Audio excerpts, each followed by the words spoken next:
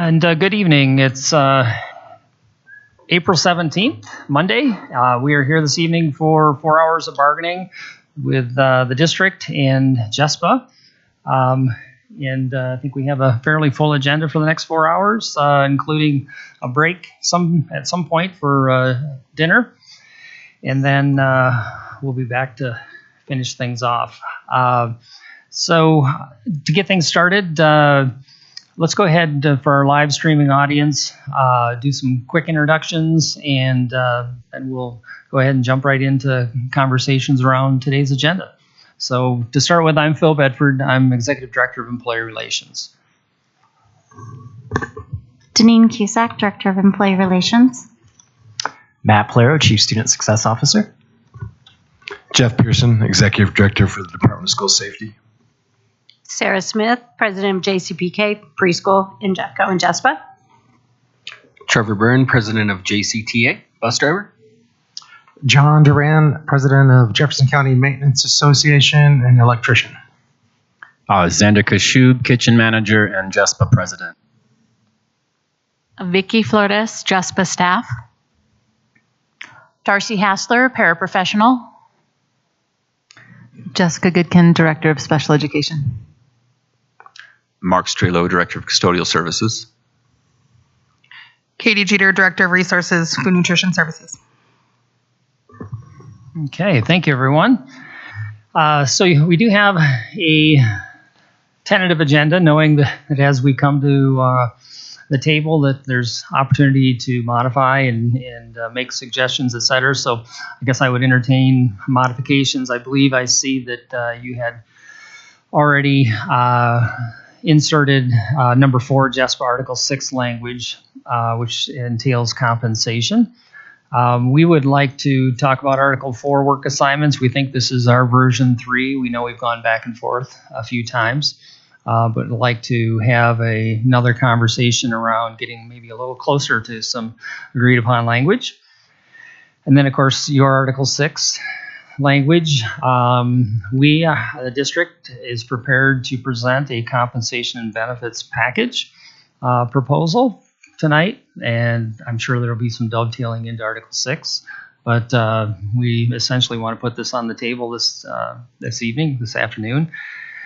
Depending upon how far we get along in our agenda, looking at potentially dinner break 6 or 6:30, just depending upon what everyone's pleasure is, knowing that at any point in time either side may want to call a caucus.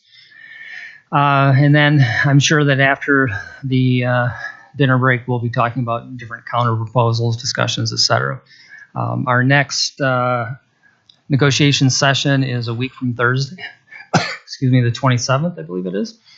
So we do have a little bit of time between now and the next negotiation session. I think we're a long day. I think we're noon to 8 that day, if I remember right. Not looking at the schedule. So, okay. Any questions about the agenda this evening? Moving forward, any comments? Anything we need to revisit from the last meeting?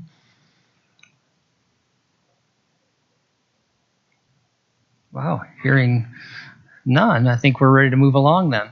So give us a second technology-wise. So back and forth with the Article 4, we have a Word doc that we've cleaned up that we've been working on. I need to take a moment and ship this over to Drew so that we can get this up on the board. So if we can hold a moment or two.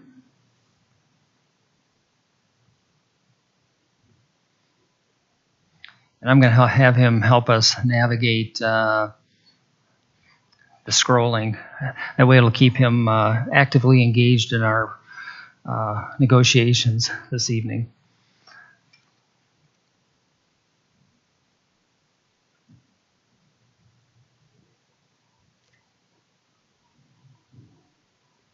Okay, so we have up on the big screen, and we'll get this in a shared document with you, but we wanted to at least go through it so that you can see what we have done in the way of changes. We've got it, I believe, behind us as well. So running through this, we listened to what your interests are within this article as well as some of ours. And certainly I think we've come to some terms that are reasonable. And certainly I would welcome Matt Polero to chime in. He and I worked quite a bit today on this as well as a few other folks. And so as there's some context that he may want to provide, jump right in, Matt. Sorry, Phil, just to clarify before you start going through, is this a combination of your original and our counter and then our original proposal? Yes. Did you combine? Yes. Okay. Yes, it is. Yeah, and looking at the different colors of the text, et cetera. But what we've done is essentially do some strike throughs. There's accepted language, and we hope some better language in here that may be more agreeable. So in looking at this, we're looking at 411, where language has been added, human resources.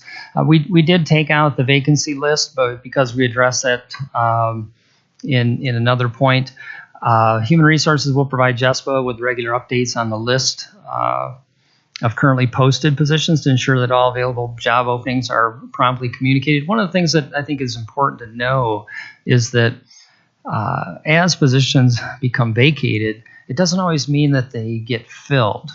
And as we're looking at right sizing in different departments and in different locations and schools, and as we see some real change throughout the district, I think the important thing to remember is that we could provide you with a list of all the vacancies today, but that doesn't necessarily mean that those are all the positions that are going to be hired.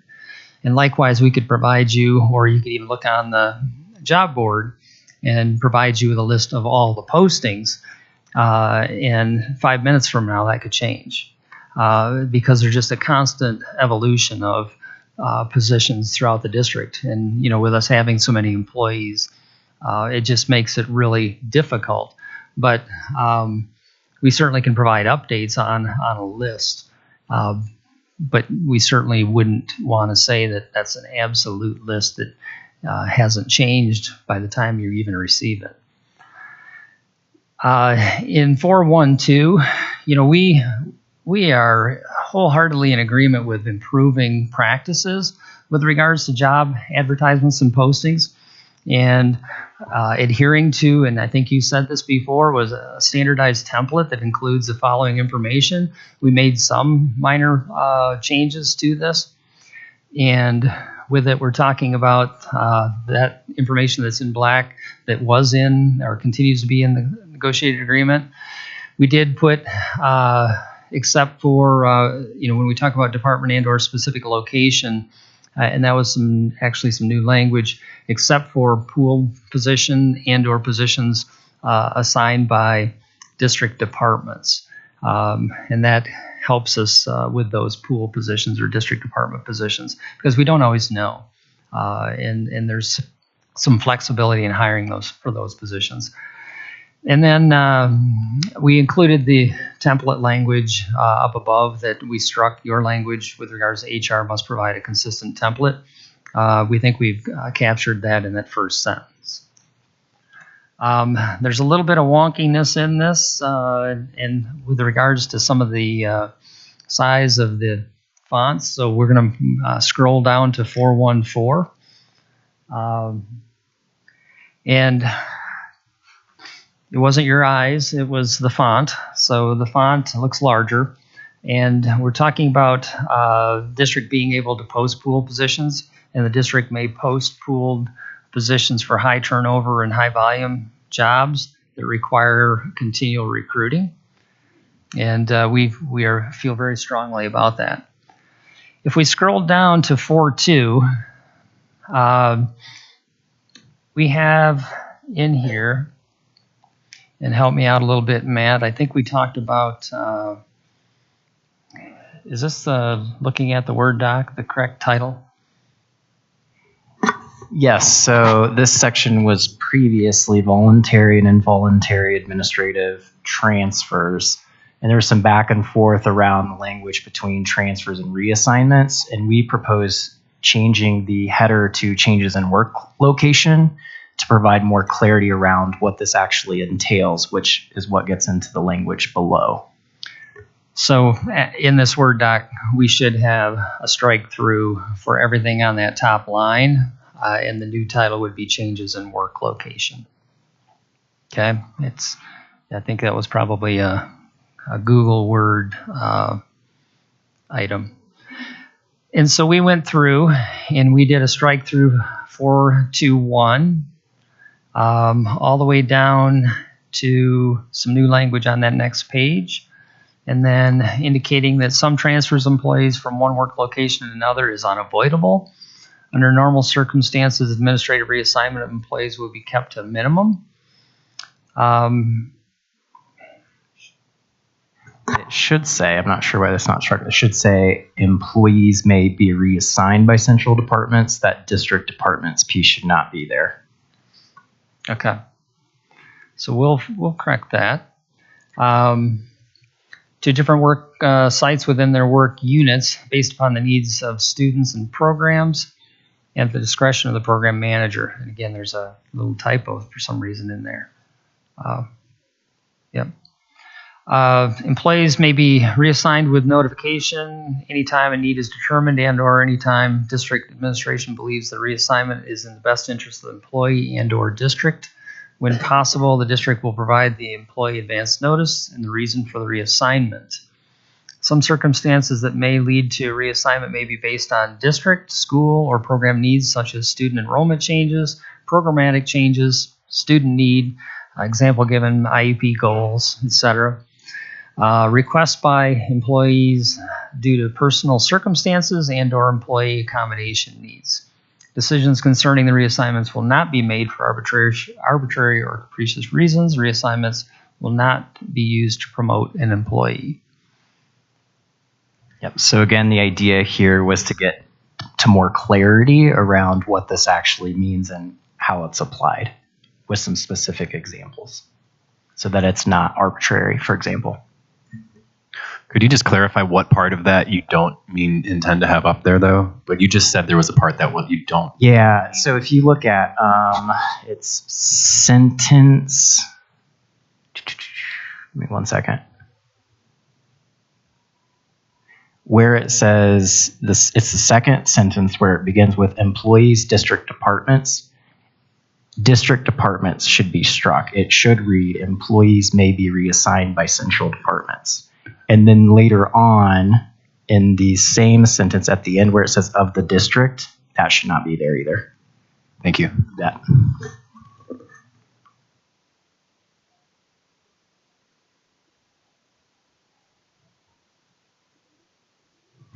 We also think there might be another modification. Again, we're transferring Matt and his work and our work today, transferring these docs from Google to Word. So we've got a little bit of cleanup here, but we want to make it clear. Okay. It doesn't appear that we have, I think the additional language to consider, that whole section probably should have had a strike through it because it speaks to voluntary transfers.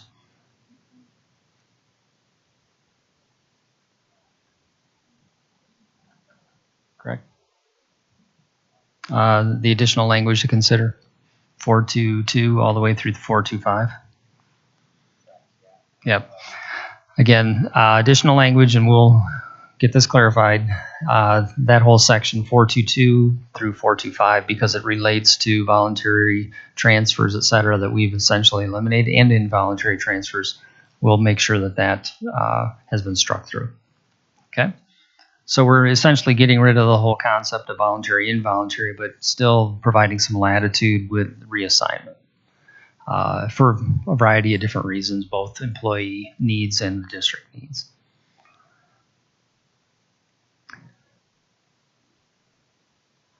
Okay, then we get down to the selection process in 4.4. And Drew, if I can have you scroll down all the way to 4.4.4, which is where the change is. I think we came to a fairly good place last time when we met with regards to understanding what the real intent was here. For final recommendations to the hiring managers will be based upon the selection committee's assessment of each applicant's qualifications against the selection criteria they develop. At a minimum, the selection criteria will include requirements of the advertised position. Okay, that's meeting the minimal requirements, which is typically what's required. B, qualifications of the applicant.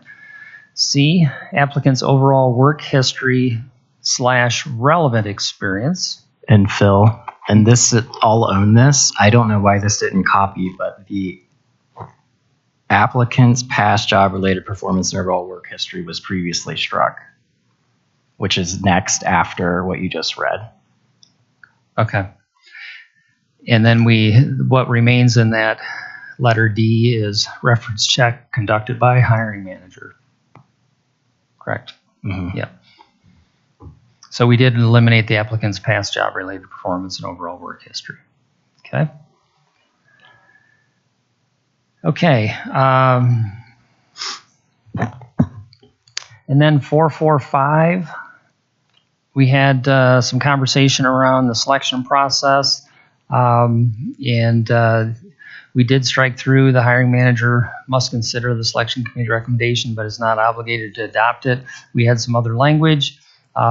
We've said now when making the hiring decision, the hiring manager should take the recommendation of the selection committee into account. Essentially, we don't want to discount the work of the selection committee, and the hiring manager needs to take that into account when making that final decision.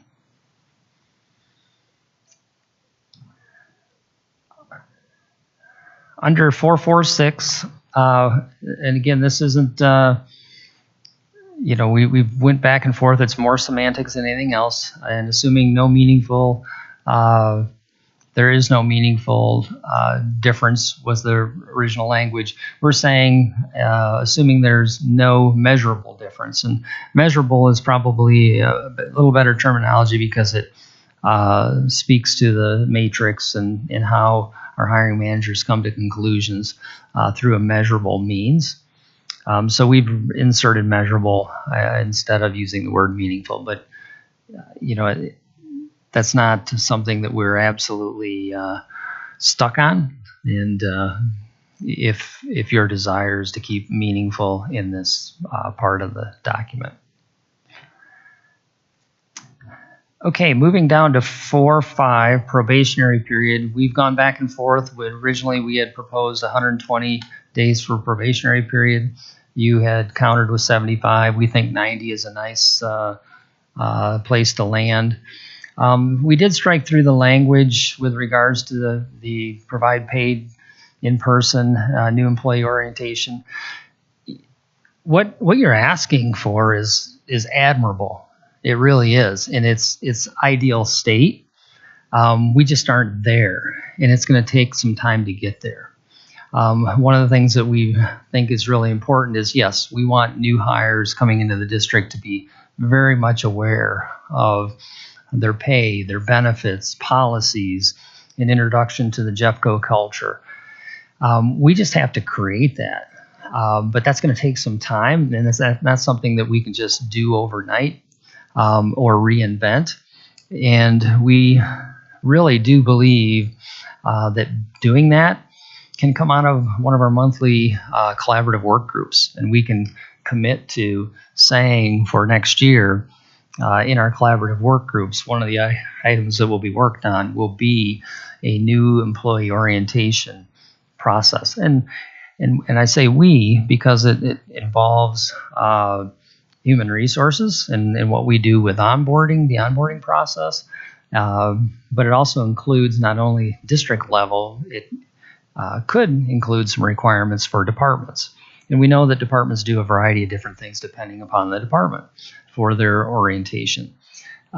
So we don't disagree with this. We just can't agree to something that is going to take a while to build. And even rebuild. So I think it's something that we should be able to say, we're happy to engage with you to help build this out, but it also needs to involve other parties in the district, including a representation of departments, as as well as human resources to actually build out this structure, because we really can't point to, okay, we've got to have pay, benefits, policies, all those are good things, but there's also probably an additional list of items that are as important or important as well in the orientation process. Okay, so I don't want you to feel like we have minimized or don't think that this is important. We just think that we can collaboratively work together on creating this through our collaborative work group process.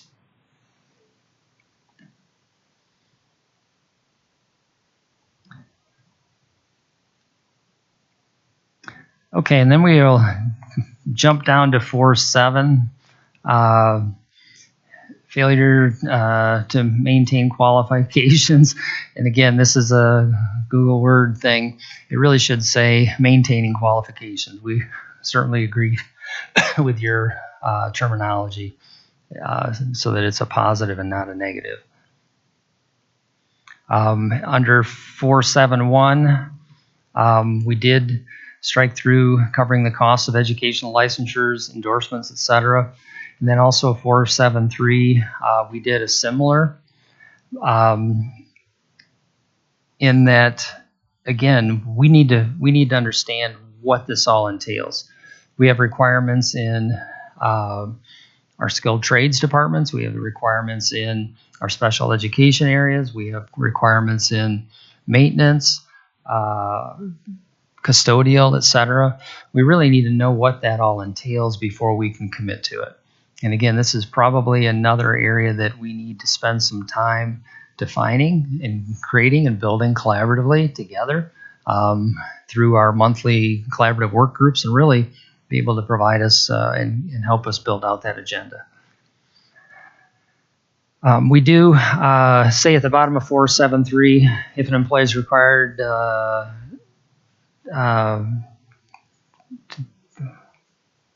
that language is a little interesting. District-related functions or training to be require the necessary qualification, employee will be paid for their normal rate of pay, and I think we already are doing that in certain areas. Okay, and then we jump into 4.8, and you added 4.10. We appreciate the work that you put into this with regards to what you believe the staffing ratios and minimum hours should be in each of these work areas: paraprofessionals, bus drivers, special education staffing, health aides, etc. And we don't think that having additional conversation around this isn't a good idea. It is a good idea, because especially as we're trying to figure out appropriate staffing levels. But again, this is a conversation that's going to have to take place longer than through a negotiations period. We do believe there needs to be conversation in this area. But again, this is probably a topic for our collaborative work groups as to what staffing levels look like. And having different hiring managers and leaders weigh in on the different areas. And I'll since Mark's at the table, I'll not necessarily point to him,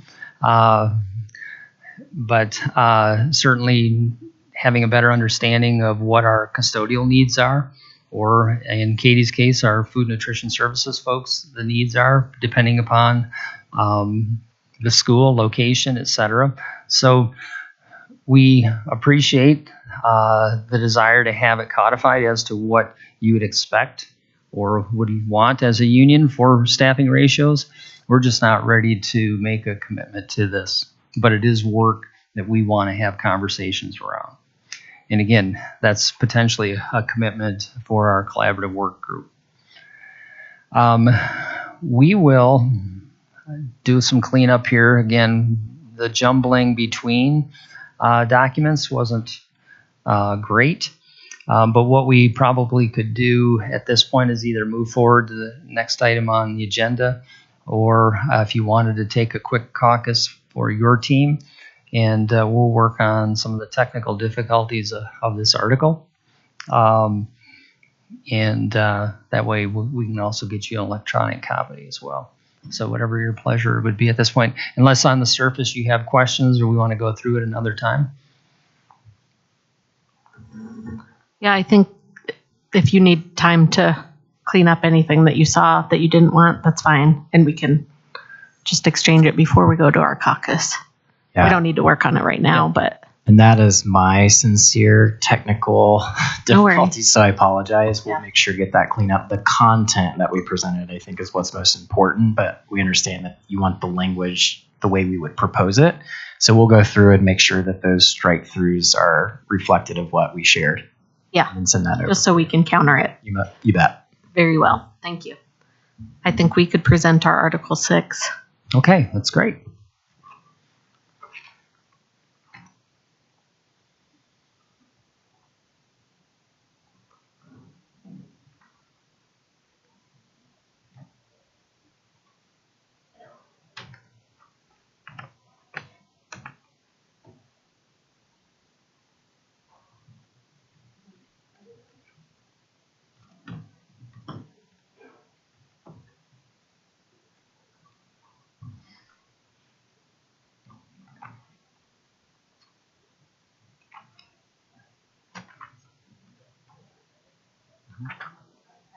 No, it's all right.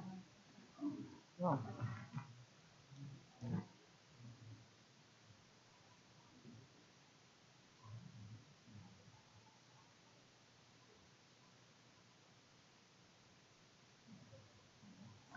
Can we caucus first?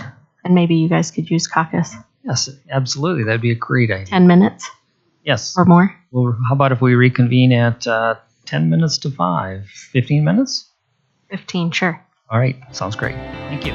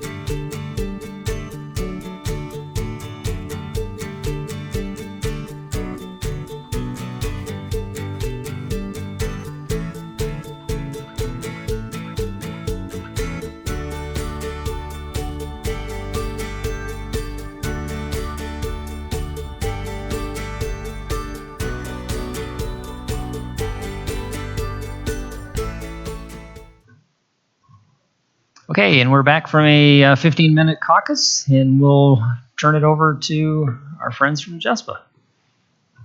Okay, I think I'm presenting. Sure, Lyra. Yes. Need some glasses?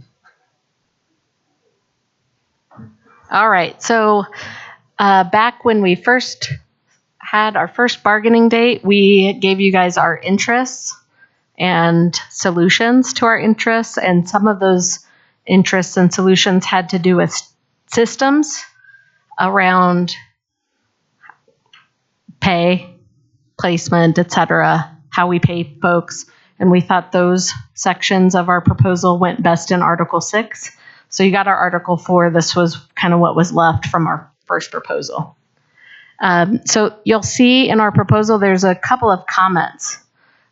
So as we know, we have a staffing shortage. We've called it a crisis. We hope we're moving towards fixing that with you all. One of the items in our contract is about placement above step 4.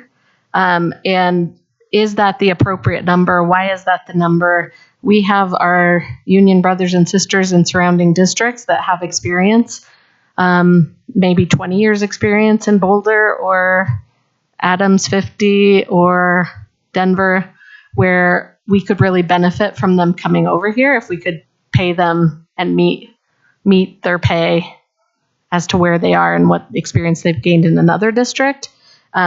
We know that this is here maybe to make sure that folks coming in weren't just leapfrogging current longtime employees either.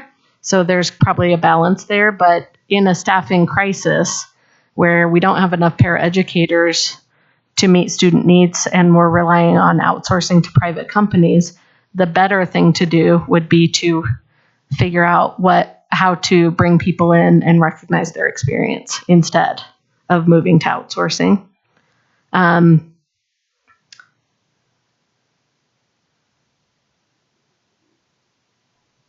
Move over. So discussion about breaks in service as well and how they come back. Housekeeping cleanup here with wage.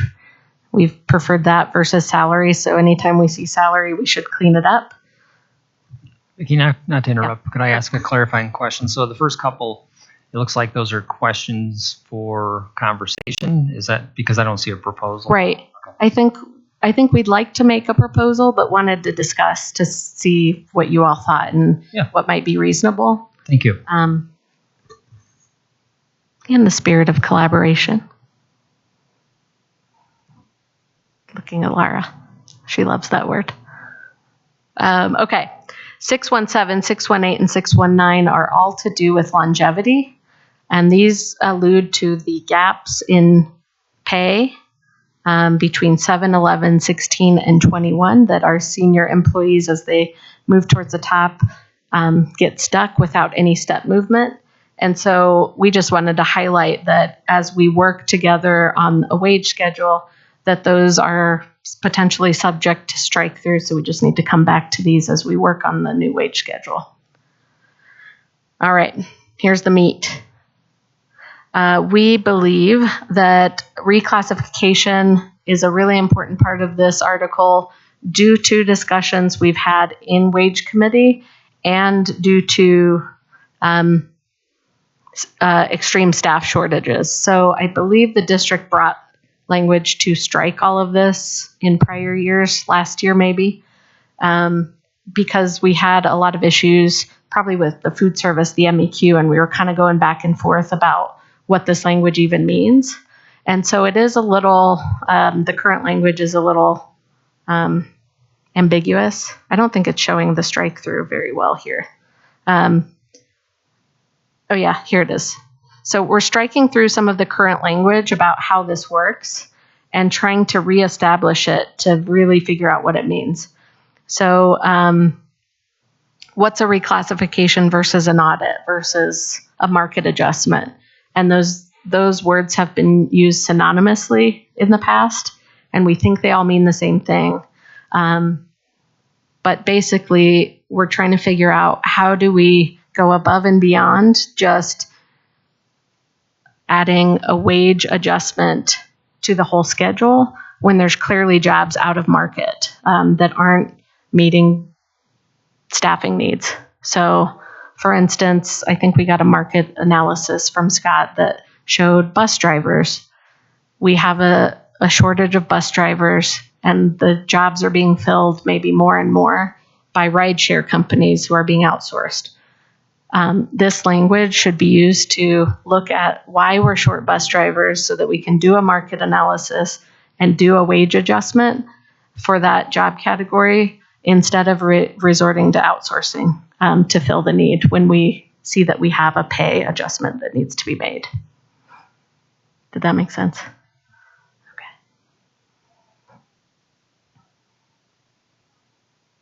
Okay. I can move on to the next section here.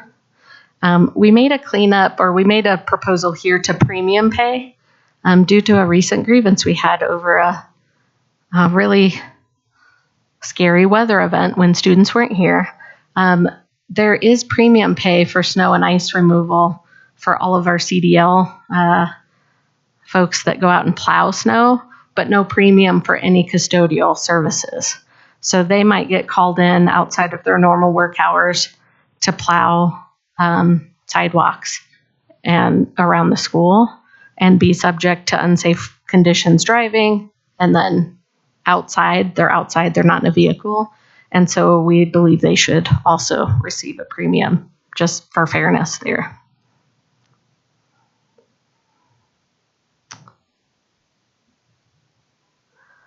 The higher classification pay is kind of a nod towards retention and treating people fairly.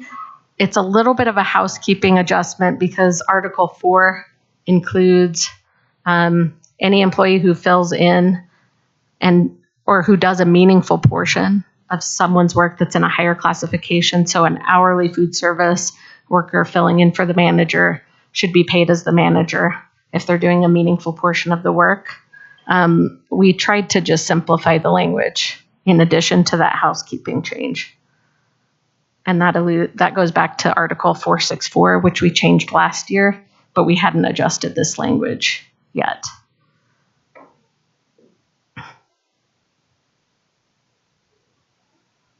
So custodians filling in when the FM's not there, etc. Anyone who fills in a higher classification.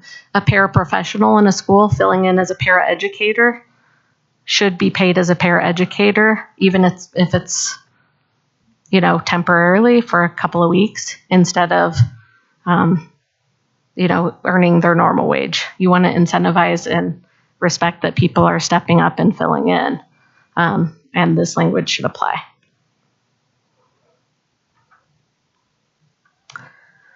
And this was one of our proposals as well. It has to do with how folks get paid, bi-monthly pay, twice a month. We wanted to capture what we believe the district has already committed to work on, which is bi-monthly pay with a timeline and payroll for new employees.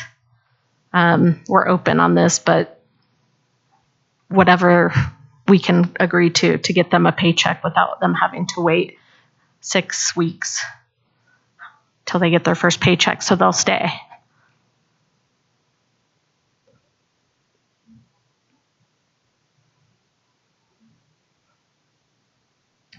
Okay, 613.3 is about payroll adjustments. I think our members have figured out that admin get their pay adjustments earlier and would like parity on getting their raises sooner. And then 614 is just a placeholder for any wage schedule language that we can agree to.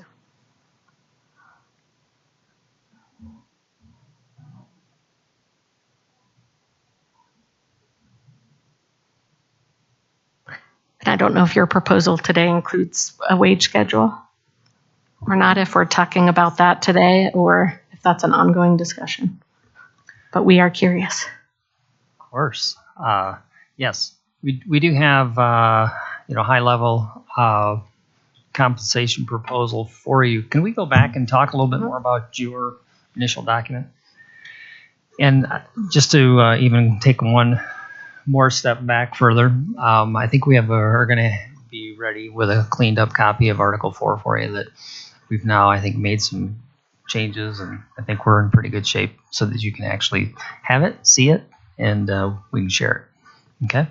So if you don't mind going back to the top, and certainly want to open up the floor for any of our team to ask questions. One of the things about the conceptually, we've talked about what a starting step is and to be competitive, but to figure that and calculate that financially, we haven't gotten to that point.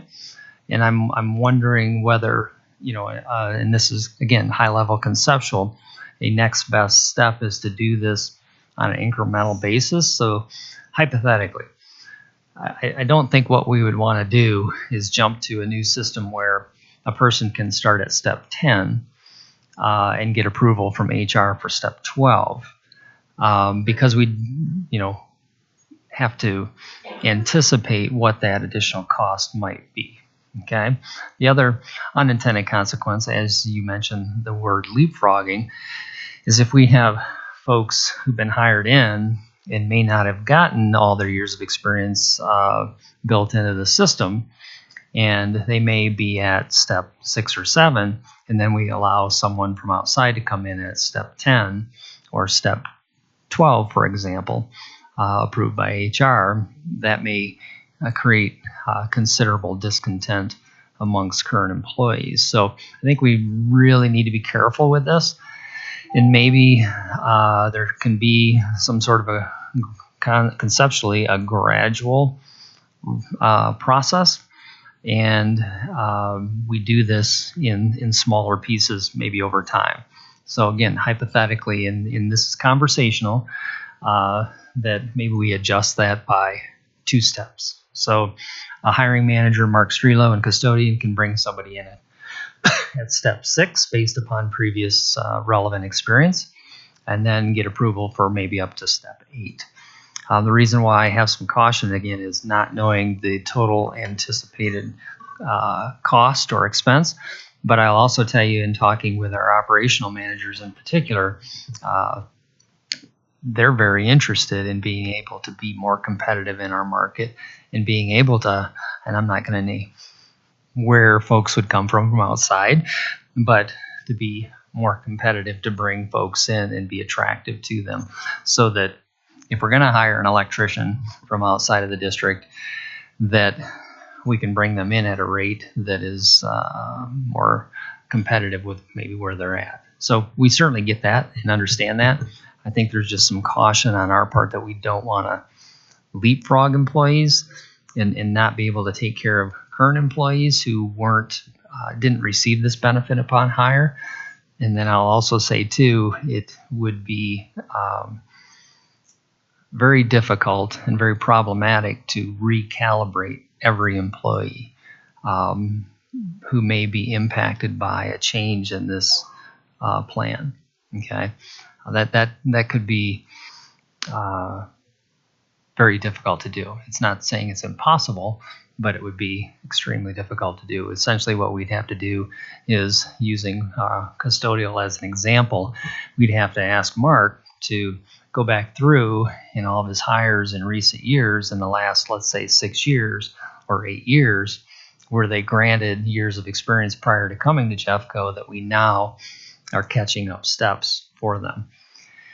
That sounds awesome, but is it doable? So I think, as we look at this, and I know you're probably saying, well, that's not our problem, that's your problem. We understand that. But we also want to be reasonable in the process, and we also don't want to feel like current employees are being devalued when we bring someone in from outside who is making considerably more, but has equivalent years of relevant experience.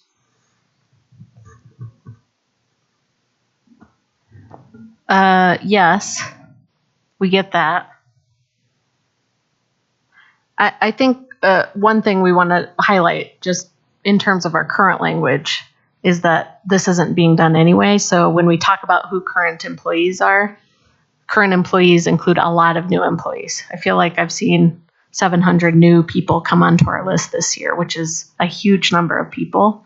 And then last year. So this language was put into place at a time where you could have a policy that everyone had to start at step one. But right now, I mean, you might have a situation where your current staff are just tired and they're leaving. So they want you to fill positions so that you're not pulling custodians from the high school to go everywhere else, right? So I think we just have to balance what's going to fill positions with what's fair. And if there were employees hired in the past few years that weren't given their steps, then I think we have to fix that because they should have already. But I get your point. Yeah, I think we have an interest in this moving that scale. We just need to make sure we're careful about it in the process, and because I think there are some unintended consequences in doing so. Yeah. And we do know that some departments bring folks in at step one regardless, and others bring them in at step four, and even requests for step 6 from human resources based upon unique experience. My question was, how is that determined by HR? Is there a process for granting experience already? Yeah, so usually a hiring manager will make a written request to their talent acquisition manager. In the past, it was employment services managers. They would make that request, and based upon the merits of the request, and again, the language in the contract says unique experience. Okay, it's really open to and subject to interpretation. What is that unique experience? But I can tell you, having been in the role in talent acquisition and having approved a number of these, unique experience says to me that a person has relevant work experience to do this job.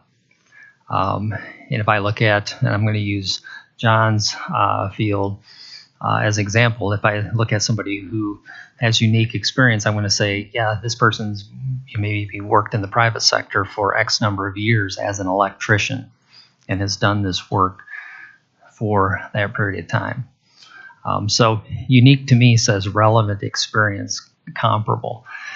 And we've had a fair number of principals even who will request that for a paraprofessional, someone who's coming in who may have a bachelor's degree, master's degree. I even saw one example a couple of years ago where an individual had a doctorate.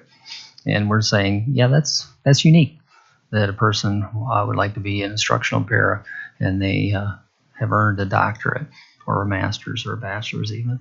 So I think it's really depending upon the request and the uniqueness of that request.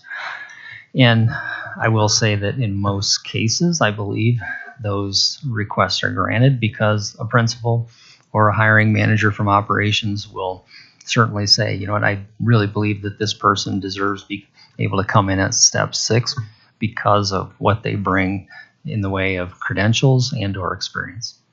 Yeah.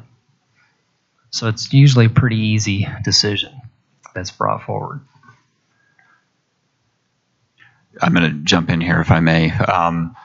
Just to clarify, and you may or may not know, but this situation, the current hiring climate that we're in has been a bit of an eye-opener for custodial services. And we've historically been one of those departments that says, nope, everybody comes in at step 1.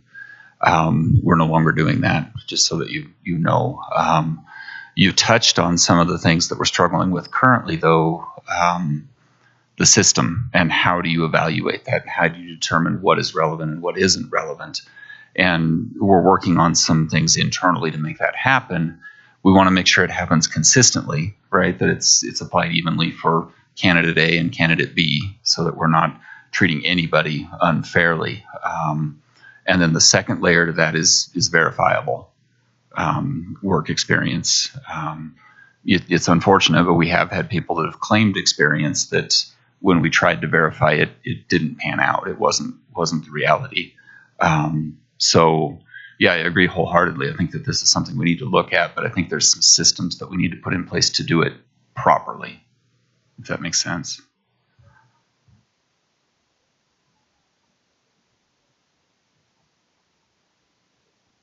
Okay, if we could scroll down just a little bit more. I think, looking at 617, we're going to talk a little bit about, in our proposal, about addressing some of this. We know that the gaps in the schedules is a real challenge. And with it, in closing those gaps also comes an expense.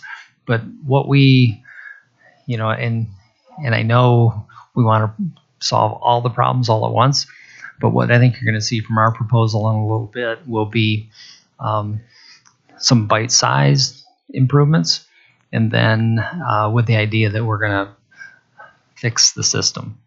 Okay, so and if we can keep scrolling down.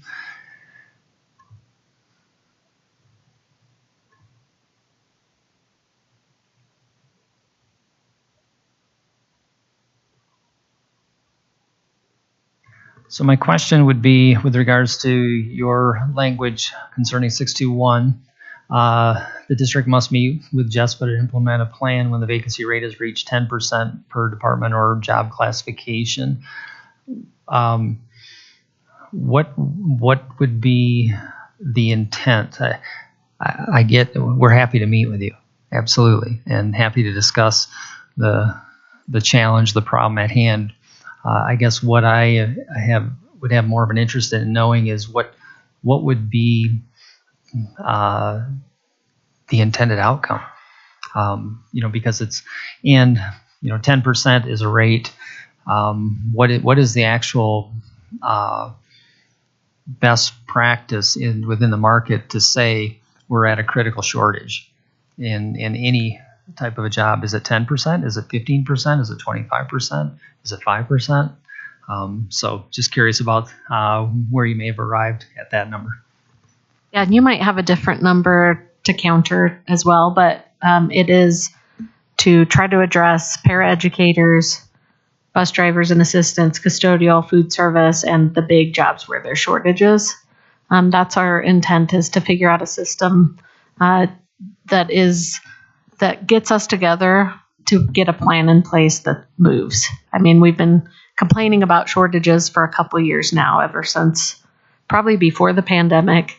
The pandemic hit, we were told, don't worry about shortages. Everyone's going to flock to Jeffco.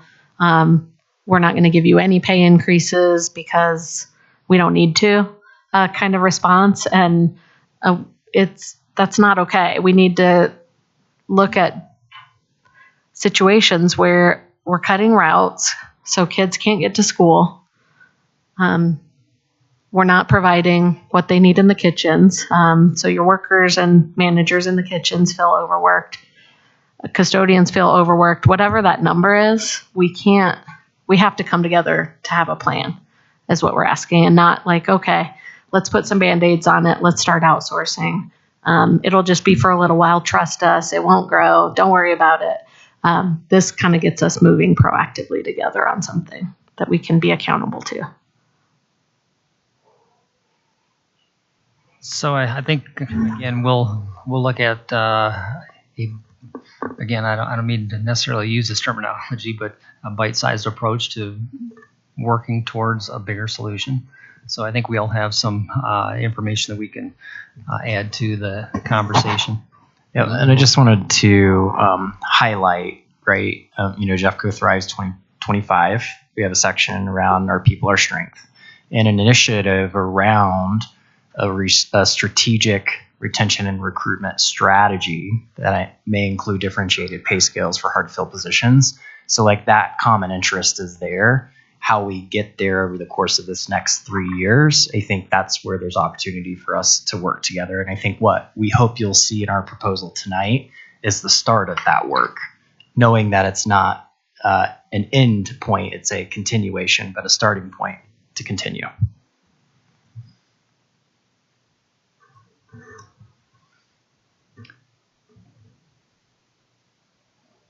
Does our team have any other questions with regards to reclassification 62621?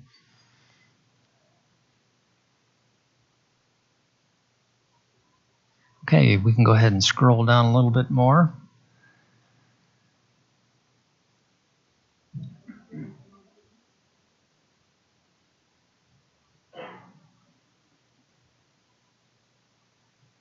Okay, and then your premium pay only involves the custodial services adding on to those that are already receiving it. Okay.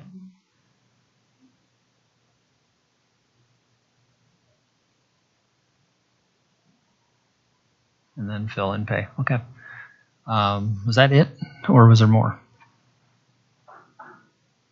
Oh yeah, your additions on the end. And we'll talk a little bit about the payroll pieces, the bi-monthly, the what we would call early pay in our proposal, and some timeliness pieces. Any additional questions on our team?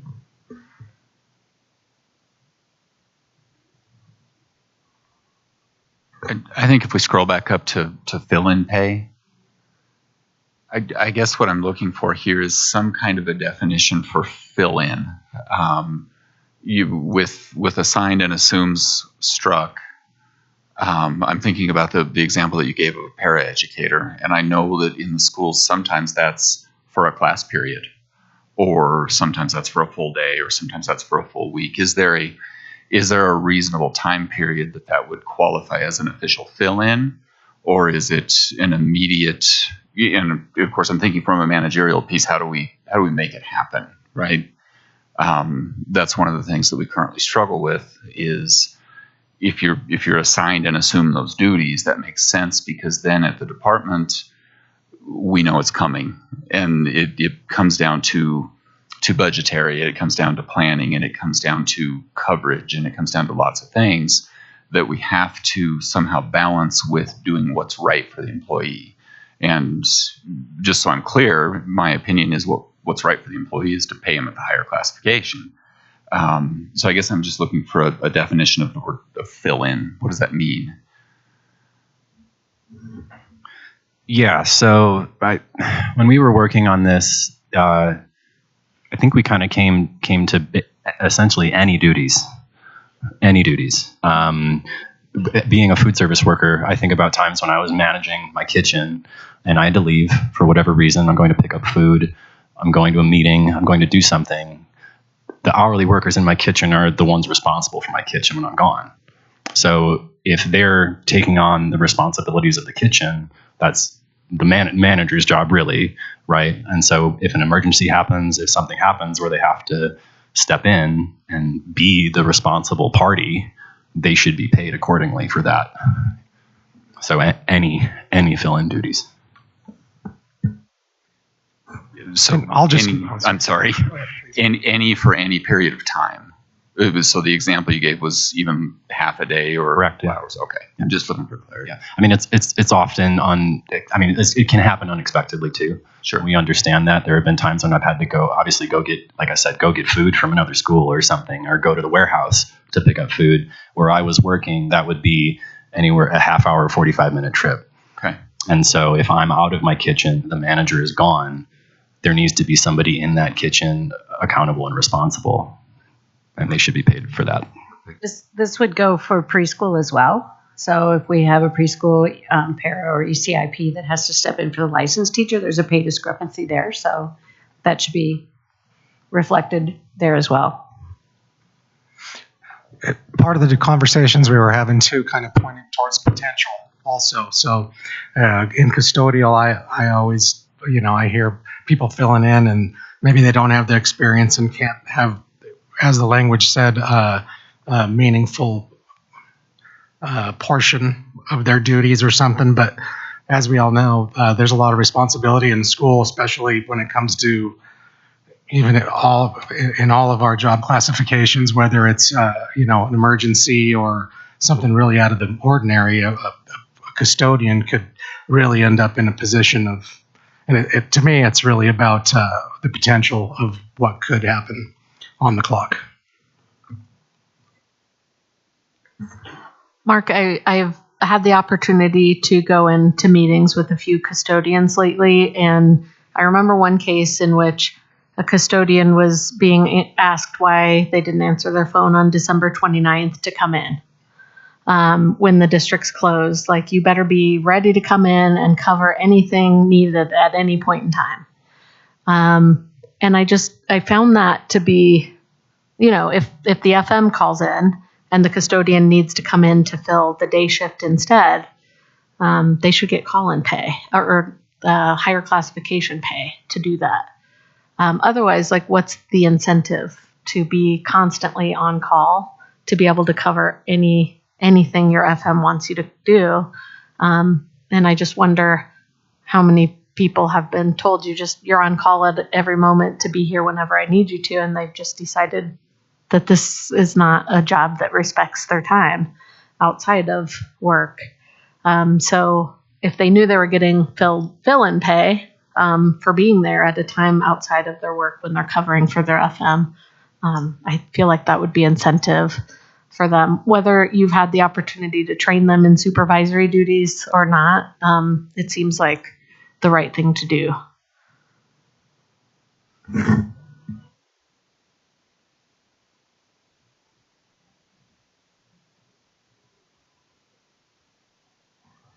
I have a quick clarification question on, would that be hourly? Or are you saying full day? So that's where there's going to be some question on the back side of the house on if somebody comes in and they unlock the building, get the building ready, and then they go to their other site, right? That might be an hour or 2 hours. So are we adjusting pay hourly for the time that they're, as your example of having to go run an errand for 45 minutes to an hour? Is that hourly, or what are you guys thinking on that one? Well, yeah, payroll that's how it's set up now. I mean, we can input time, I think, to the 15-minute increment in our payroll system now. So it would simply just be adding a line in there where they could be paid at the higher classification rate. And we just input time like we normally do.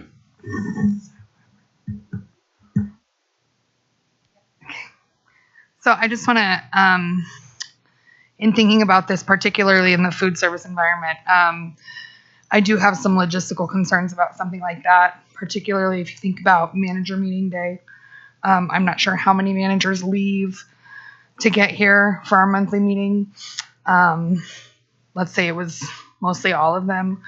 130 differential pay requests monthly just for that one day would be very cumbersome and difficult. Not to say that it's not warranted, but even if it's for 15 minutes or for 30 minutes, I think that poses a pretty significant challenge to implement.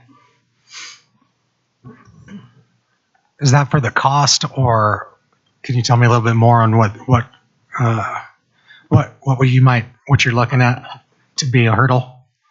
So when we have a food service worker step in for a manager, and let's say it's for 1 day, 3 days, we submit a differential pay request for that employee to get the difference for the time worked up to that higher classification. And so that's a manual entry into the payroll system for each individual employee. And typically each month it runs between 40 and 50 that Diana submits manually. So you'd be adding 130-ish on top of that to a process that already takes quite a great deal of time.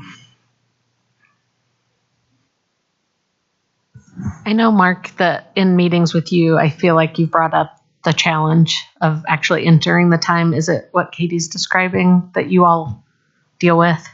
It is. It's one line item at a time, and of course it accounts for the difference in the number of hours worked and the difference in the total pay. And in all honesty, I think some of that's irrelevant, right? Because if it's the right thing to do, it's the right thing to do. I certainly can't commit for payroll or speak for payroll, but I've mentioned in meetings before, I love the idea of a time entry code. because then it comes down to a self-entry and an approval. And I think that would be far less cumbersome. So maybe that's something for conversation if that's something.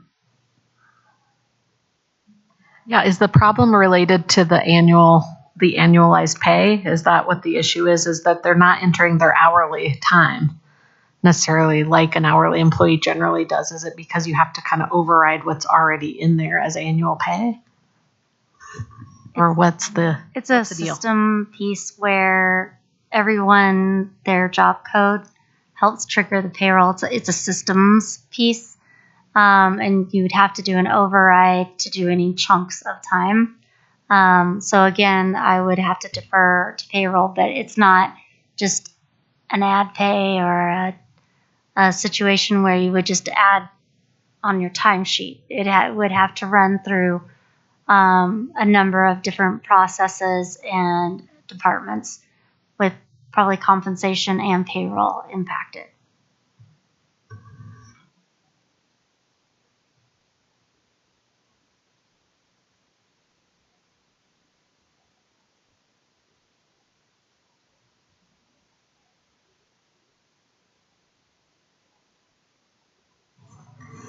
So Mark, that what you said about a line item or just entering it, you being able to enter yourself, are we in a position where our systems can't handle a change like that at this point? Or we don't know that part yet?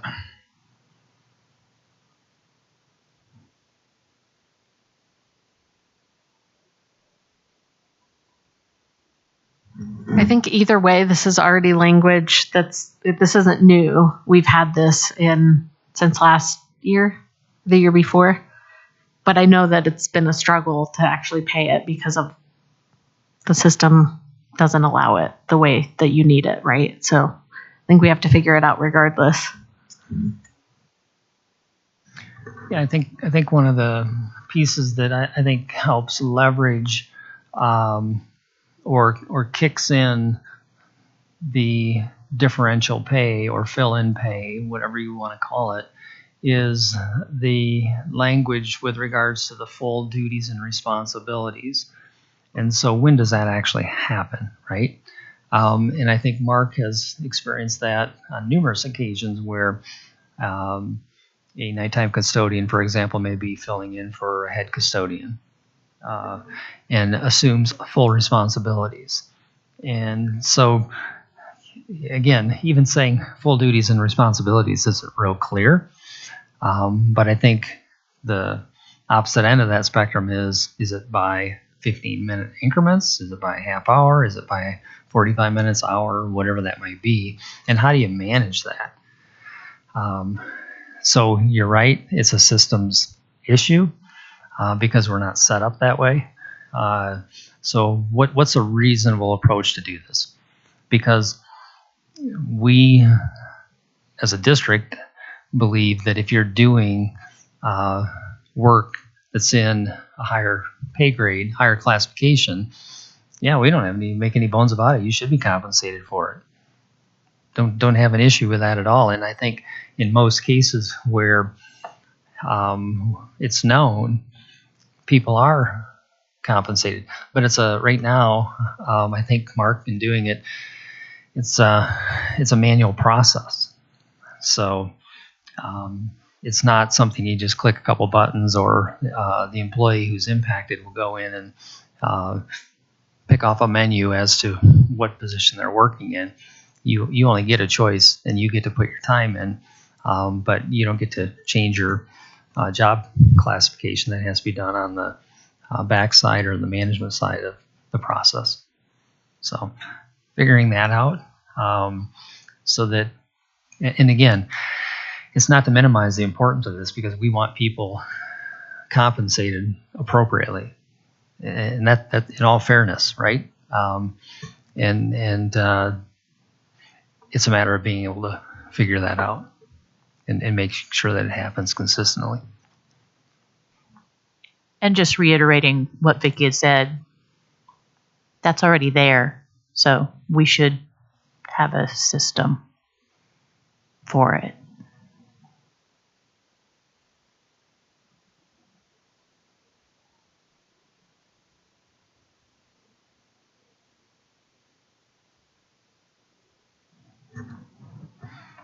I heard a request. Okay, let's, if we can, take a 5-minute break, if that's okay with you, and we'll transition, and then we'll be ready to present our district compensation proposal. Is 5 minutes enough?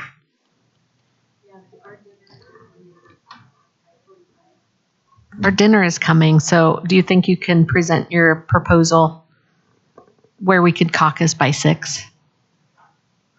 Let's do this. Give us a few minutes just for setup, and then we'll present our proposal. It'll take probably 10 minutes to present, and then why don't we break for the dinner break, and then schedule whatever time we think we need for both dinner and caucus to come back.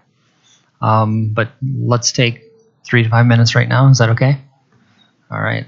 The suspense is killing you, right, John?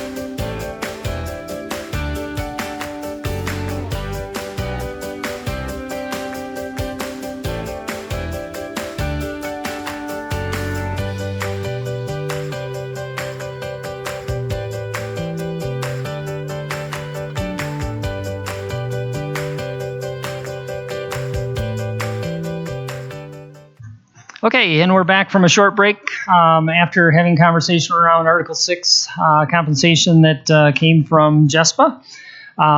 We are ready to present. I do have hard copies for you that I'll come around and give you for our compensation proposal, and we'll also have it projected here in just a second. So let me go ahead and give these to you.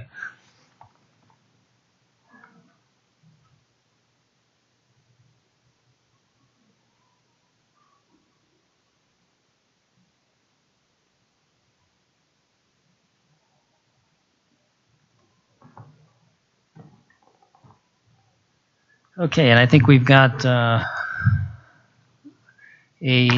projection of this for you as well. So obviously, April 17th, this is the proposal the district has for you as an initial.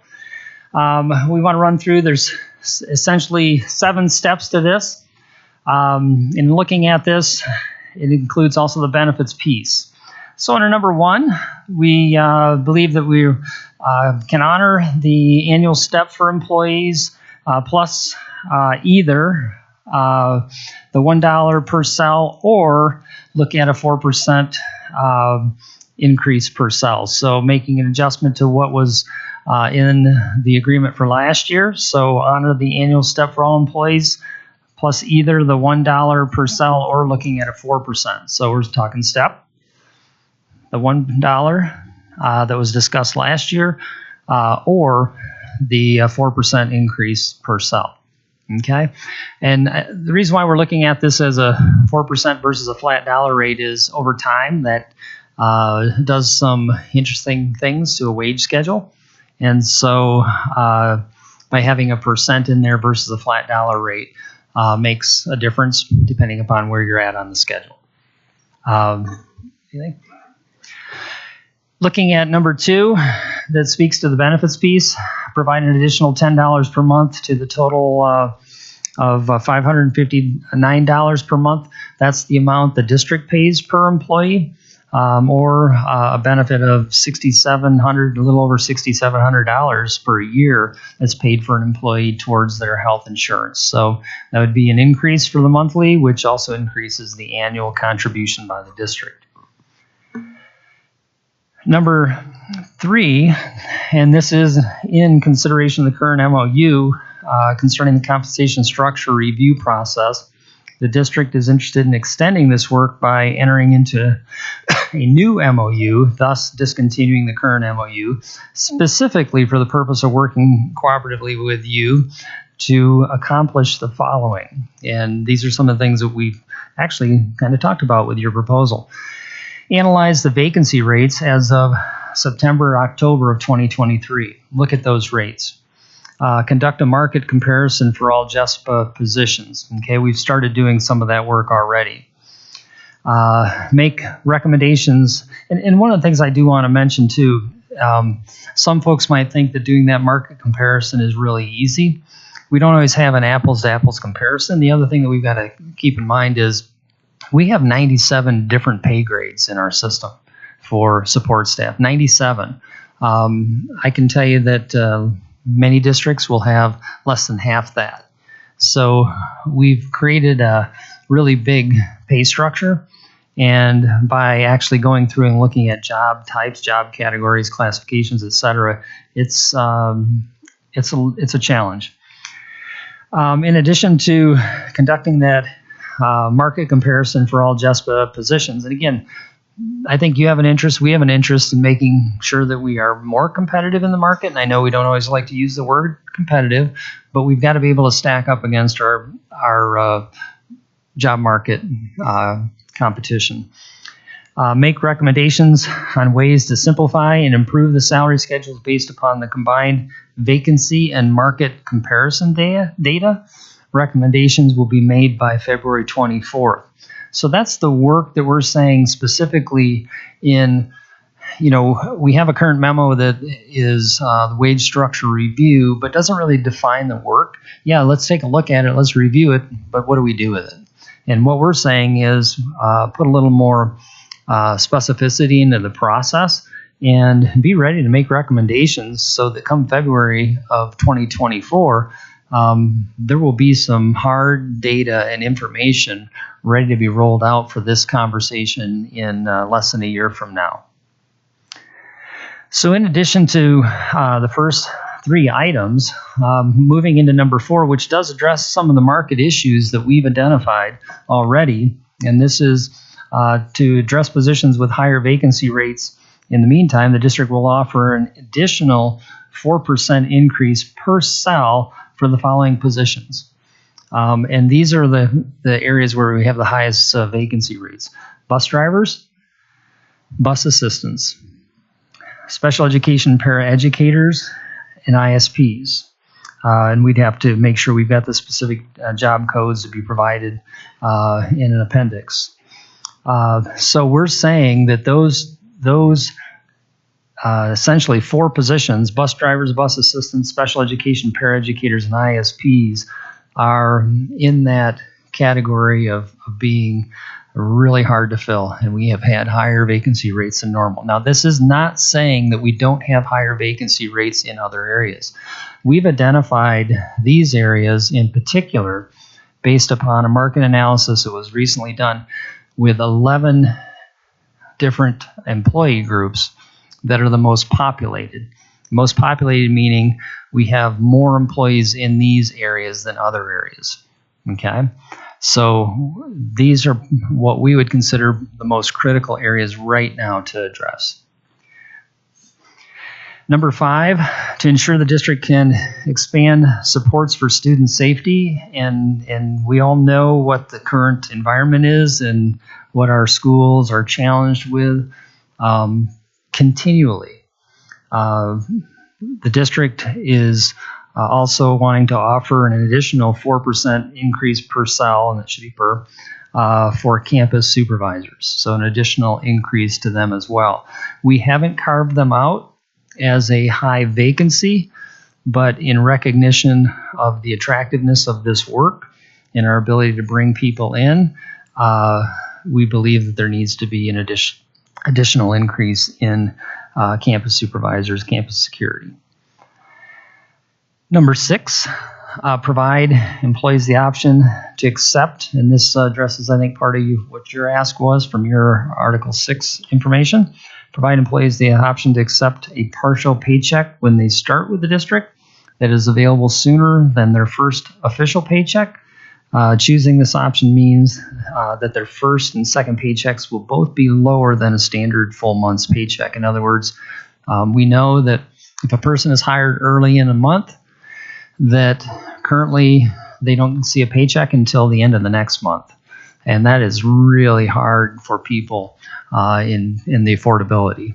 And so we think that it's a very doable, and we've actually had some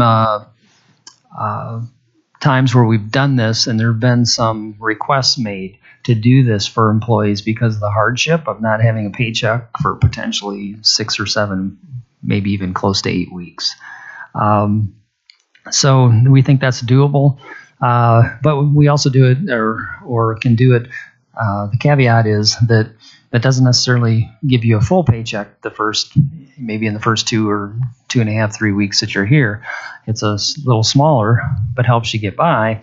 And then your first monthly check is going to be a little bit smaller. And then we go into the standard pay.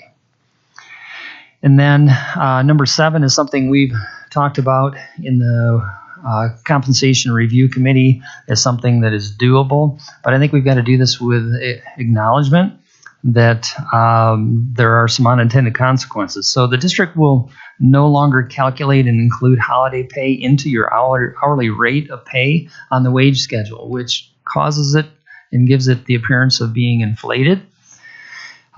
So for people who aren't familiar with this, what we're saying is that there are 6 holidays that people are paid for, but that money is taken and stretched over a 12-month period. So it inflates their hourly rate. And what you've asked for and what we've talked about is pulling that out and having each month following that holiday pay have it identified that a person is receiving their holiday pay on that check. okay, and having it designated as such with corresponding with the employee's pay documents, whether paycheck, pay stub, et cetera, so that you can actually see it. Right now, for those employees who are eligible for this, who are paid for those 6 holidays, they actually don't even see it and don't recognize that it's already embedded into their pay that's spread over the 12-month period of time. So what we're saying is you pull it out of the schedule and you actually pay it for that holiday time. So that one is one that we've talked about and is certainly doable within the system. So that can happen. Any other thoughts on our team with regards to our proposal? No, I just think that, again, I want to elevate the commitment to our strategic plan. And, we hope that what we put forward here aligns with what you've seen in the plan in terms of our desire to put together a strategy for not only recruitment, but retention as well of our employees, while recognizing that we do have some staffing shortages that are important to us that you've shared and we've shared, and we want to put some things in place in the short term to address it while we look at the long-term picture. And I think to piggyback on what Matt was just saying, and to emphasize the commitment to addressing the issues, we think that the work that we got started very late with, concerning the wage structure review MOU, that's work that takes time. And again, it's what I referred to earlier as bite-sized work. And, the whole thing can't be fixed at once because, again, 97 pay grades, that's just next to impossible. But we can look at the most critical high needs areas on the pay schedule, employee groups, and we think we've identified the first 3 or 4 there that is a starting point and the most critical. And I think we've been looking at well over double digits for vacancy rates and with regards to our bus drivers and bus assistants and special ed paraeducators. So those are the most critical areas at this point. But again, I want to emphasize the work doesn't stop just by saying, oh, we've dealt with those 3 areas. It doesn't. We need to continue to work. We need to continue to identify. Because we know that we have other positions that maybe there's only 10 employees in the entire employee group, but only half those positions are filled because they're extremely hard to fill. So what are we doing as a market comparison for those positions? We've got other areas to work on. And again, this is a starting point to be able to try to solve this problem. And we know it can't be fixed overnight, but we think this would be a really good start working towards defining the work of that MOU and revising that MOU to be a new MOU to do this work. And I would say, too, just the final comment there around the MOU piece in particular, I think it presents an opportunity for increased collaboration, transparency, understanding, and alignment as we do the work together, as opposed to doing it separately.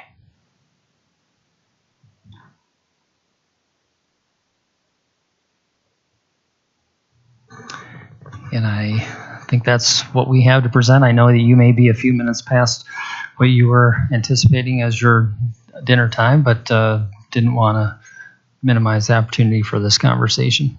Do you have any questions right now, or would you prefer to break for dinner, caucus, including caucus, and return at a certain point? Yeah, I think we'd like to take a break now. Maybe an hour. Is that good, you think, for us? So back at 7. Okay, that'd be fantastic. And I'm...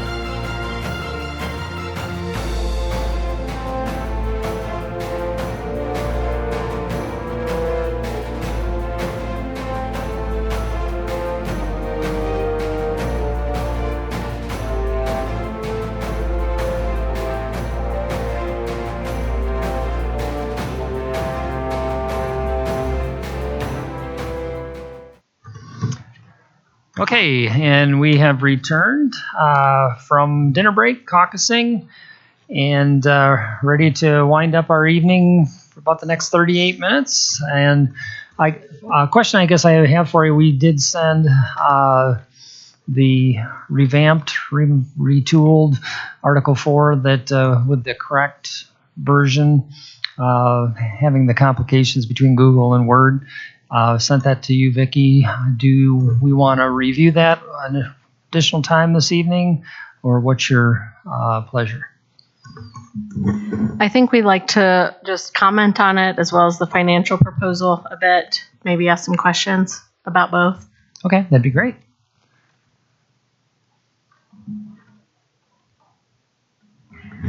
Okay. First question is, did you cost your financial proposal at all? We have not costed it out entirely because essentially, with regards to some of the caveats with the increases, we looked at district needs first, and in looking at the initial honoring of steps and knowing steps are anywhere between 2.5–3%. And looking at the difference between that 4% or the $1. Again, we wanted to put that on the table for conversation, knowing that some of your members will benefit more greatly with the $1 sell per increase than the 4%. But as far as a total cost, no, not at this point. Okay. I mean, we have some estimates. We're not going to renegotiate the dollar because we already ratified it and it's already been agreed to. And just so you know, it's regressive and it costs less, which makes it a regressive proposal that's taking money back off the table that's already been agreed to. And we take offense to the divisiveness that the proposal creates. Yeah.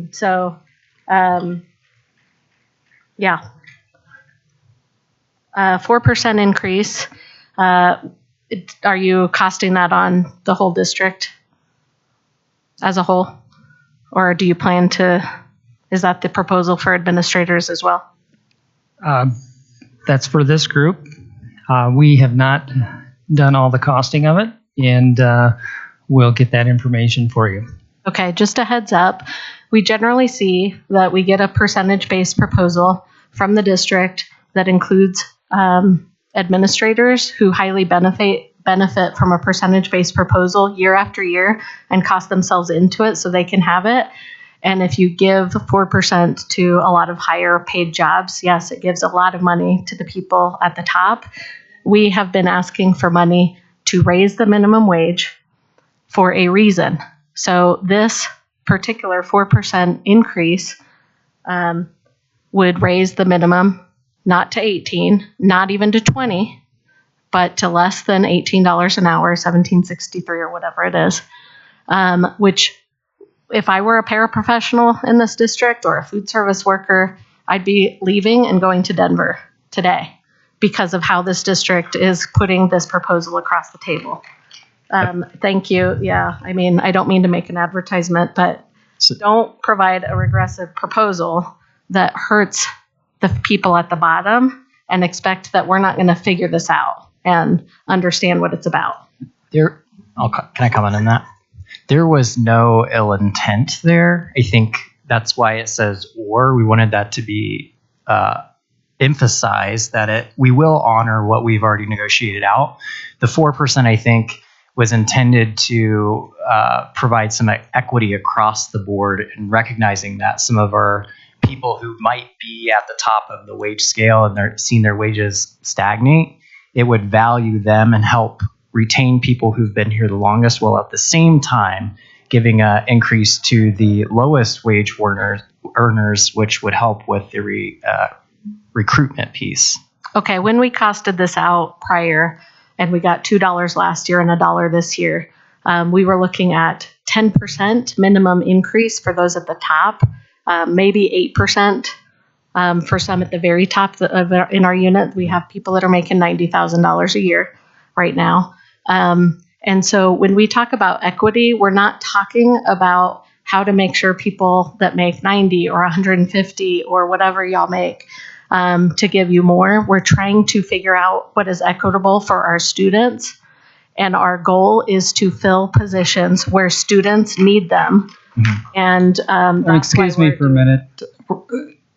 Those of you that are in the audience are going to need to remain quiet, or you're going to need to leave. Thank you. The 4%, though, is specific to Jespa. Okay, we won't tolerate our members being kicked out of this room. And if Understood. that happens, then we're going to have problems. So I think generally speaking, things have been going very well this evening. I think we can both be respectful of our audience, recognizing that they have a strong interest in what's happening up here at the table. thank you. Mhm. Appreciate that. So we have some other comments to make, but we want when we negotiate, our goal is to be very clear with you about our interests, and this is a big one, and there's a big gap in our proposal. So we're going to convey where we are so that you guys understand. So I hope that you can kind of hear us out. Yep.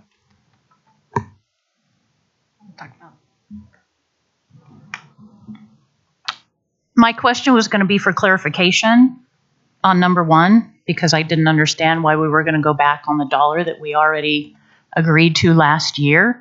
Is this an additional dollar because it says plus? Or is this trying to renegotiate last year, which you've just addressed? No, this was just an alternative to what was previously negotiated, if that makes sense. So it's not in addition to, so it's the honoring the annual step plus the $1 per cell from last year negotiations, as I understand it, or a 4% increase per cell plus the step. Okay. Moving an on to number alternative. 2, the additional $10 a month for health insurance coverage for those of us in Jespa who are eligible, which not all of us are, is not in alignment with previous discussions with the superintendent, not even close. So I'm curious how that came about. In our discussions with the superintendent, she was on board with those employees making less than $40,000 to have 100% employee coverage for single individuals. $10 a month is nowhere close to that proposal.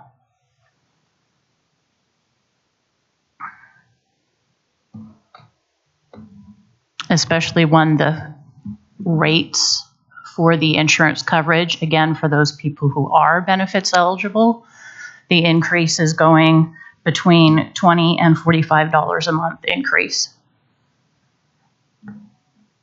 So we're actually still going into the hole with that $10 a month.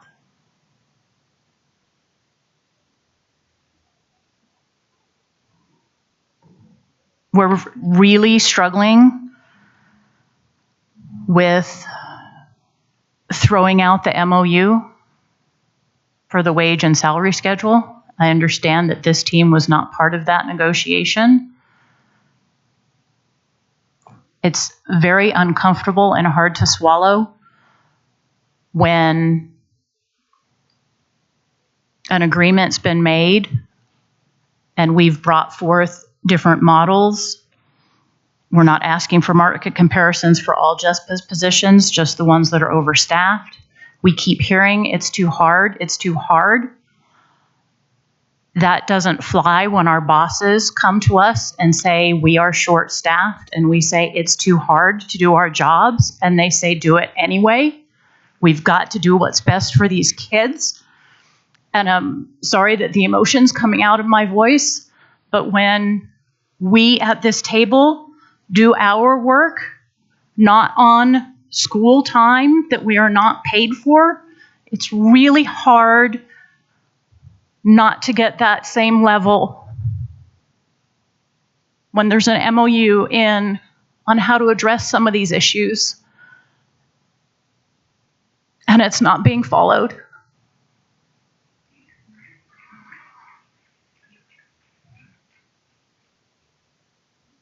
I understand that all we can do is bring recommendations.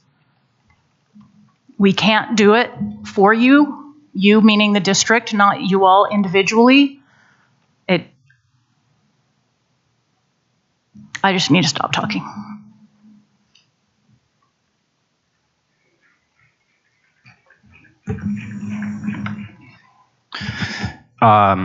Okay, so going back to number 2 here, I've had I would say the privilege of being on the back this year. Something I hadn't done before. It's opened my eyes to a lot of things. When I see this proposal come across the table after having sat in that committee, hearing the desperation that's been expressed in that committee for support and help from the district, this is insulting. We have a lot, and I don't know the exact number, we have a lot of employees who can't cover their kids, can't cover their families because insurance costs too much. Is that our fault? This $6,708 per year towards our insurance coverage, that's a big number. Why does that cost so much? Again, is that our fault that costs so much? When we sit on that committee and express to that committee, to Kaiser, to the district, that it's too expensive, we need to be heard, because this is just obscene. And we see it here as, it seems like the intent here is to say that you should be thankful for that $6,700. And while yes, great, thank you, you shouldn't be paying that money either. The district should not be paying Kaiser this much money to cover people. And again, it's just, it makes me sad, to be honest, because we care. We care. And this says the district does not.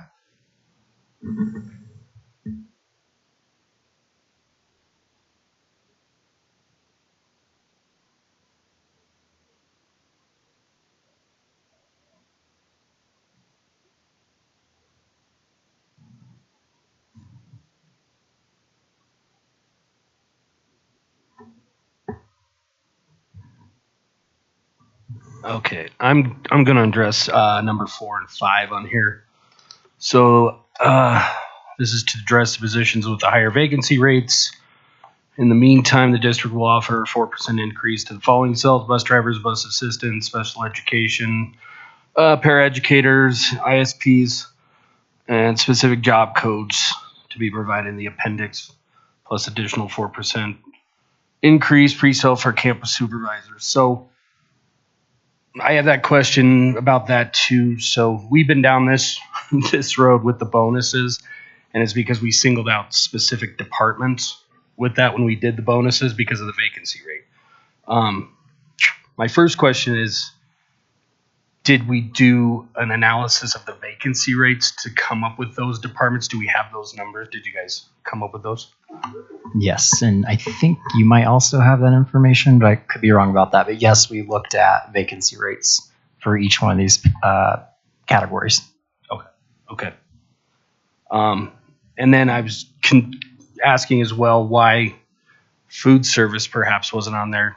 I know they have a pretty high vacancy rate as well. Also, Mark, I know custodial's been very understaffed as well, so they wouldn't be in here. We could double check our numbers, but if I recall, and don't quote me on this, I think our food nutrition services staffing levels are not as significant as the ones here, meaning I think we maybe have 10, 11 positions currently that are vacant. Does that sound right? And we can double check our data and make sure that that is accurate. Yeah, specifically for food service workers, you're looking at a fluctuation currently anywhere between 10 to 15 and 10 to 15. Mm-hmm. And then the managers is, I think, currently 2 to 3 food service managers right now that are vacant. I think the greater concern would be our warehouse Okay. and our drivers. Okay. And then also just on that note, I saw that campus supervisors were included in that. Do they have a high vacancy rate at the time, or are they just being put into that category because of safety?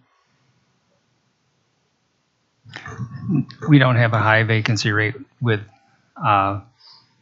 campus security. That's Okay. why we carved them out as separate. Okay. But if we look at those other areas, information is provided to us by last week. We have roughly a 25% vacancy with bus drivers, a 36% vacancy with bus assistants. Okay, those are the critical areas. We don't have that information for paraeducators, but it falls someplace above the 15%. We do know with food service managers that we've got a 4% vacancy rate. The hourly worker, we've got to get some different numbers, but it fluctuates because there are people coming and going frequently, okay, which isn't a good thing either. So we have to get some firm numbers there, but we didn't include them for that reason. Okay. Well, and the concern with this entire thing is that it creates divisiveness within Jespa and within our subgroups, because when some are getting them and some aren't, it does. And I understand the vacancy rates are the big issue, and that's a concern for all of us, especially with the outsourcing. And that's why we brought up the issue with having a vacancy percentage that we would concern that. So that's why I'm bringing this up. So those were my questions and how you came to the conclusion of which departments would be addressed and which wouldn't, because it seems like some of these departments are being left out, and I was concerned as to why, because kids need to be fed and schools need to be cleaned, and so, and I know I'm in transportation, so I know the vacancy rate is huge, but other departments just seem to be mysteriously left out. So those are my questions. I appreciate it. Yep. And earlier on, before you got into the proposal, I think, Vicki, you had mentioned custodial, paraeducators, FNS, bus driver, and aides as maybe just examples. So I wrote those down for us to go back, validate our data. But initially, these were the areas that we saw as high vacancy. And if you could look at this whole school year average over time, not just today's snapshot, I think there have been different efforts made at different points in time. Plus, we had schools close, people looking for jobs, but we know that a lot of people are waiting to announce retirements, just kind of holding on to see what happens this year.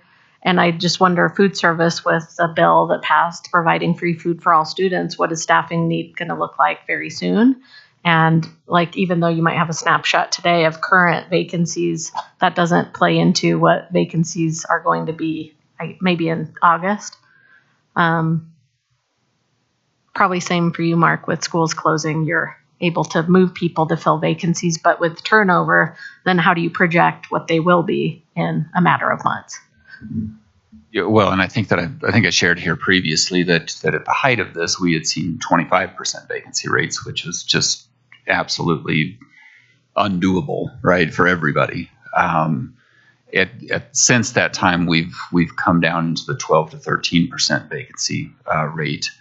And honestly, with the school closures, you said it, Vicki, the displaced staff that are now going to be occupying current vacancies brings us down to a total count as of today of 37 department-wide. And so that's still drastically higher than I want it to be, right? Another piece of this equation, because I'm right there with you, I think that the custodial services we've suffered for a very, very long time. Another piece that was quite honestly a little bit surprising to me was with the wage comparison survey, and that specifically custodial services ranks fairly high among peers, and that may very well be explained partially why the department wasn't included in the initial proposal. So,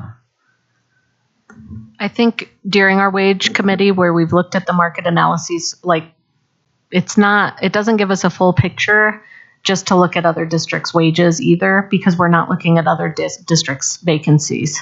So we can say we're competitive with whatever other district, but they're even more short-staffed than we are. So without figuring that out, like it's not a true market competitive analysis. If all the districts are short, then all the districts aren't paying enough. If we want to apply the laws of capitalism to this, we've got to look at all the data.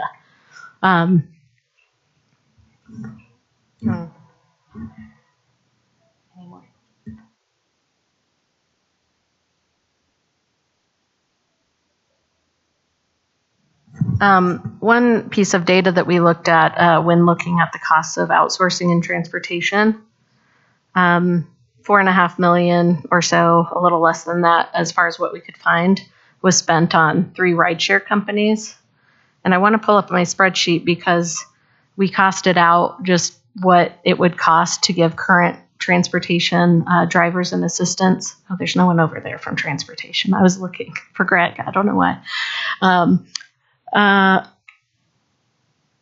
To give everyone a $3 an hour increase would cost like $1 million, $1.5 million with para of our current staff. We could give them a $5 an hour increase and start to get to half of that amount. Yet we're spending big amounts of money outsourcing when we could repurpose that and give way higher than a 4% increase if we repurposed the money going to the private contractors. So that's going to be something that we're going to look hard at as far as how the district's currently spending and filling positions versus what's in your proposal versus what's in our proposal.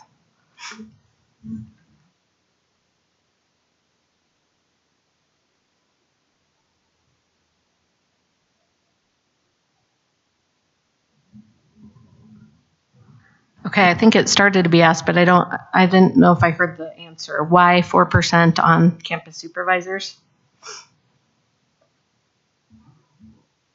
The district has made it a priority to make sure that we're able to compensate our campus security employees based upon the work and some of the risk involved with that work, as we have witnessed way too many times some of the school violence issues. And in order to retain folks and also to attract additional folks in the future potentially, is making it that much more appealing. Okay, this might be kind of what you're getting at in your own proposal, but I think we hear a lot of the same issues from our other staff. So paraeducators, paraprofessionals, just talked to one that is monitoring a safety plan. There's a lot of injuries from their work too. So I think we've got to take a bigger look at how employees are paid in terms of what they're dealing with. We also have, do you have your memo thing there? I wanted to. So when we first heard about school closures, and kind of the vision for why we need thriving students, thriving educators, we heard a lot about being able to, I remember Tracy Dorland said this, it was a summer meeting. She said, we need health aides that can be health aides and something like this, secretaries that can be secretaries. And we need full-time jobs that attract people. It's here, easier to fill full-time positions. We need people who can concentrate on one job and not be spread so thinly. And with the school consolidations, we'll be able to solve for some of these issues we're facing. And yet, you all struck through our entire staffing proposal, even though there are clear ratios and guidelines for every other job except ESPs in a school. So we have teacher class sizes, we have caseloads in JCEA, we have language about how to staff those and pay for those in schools. And so it's pretty concerning that we got a regressive proposal, an entire strike through to one of our biggest priorities without any counter or consideration of the staffing levels of the folks we represent. And that's why you see some anger at the proposal that we received.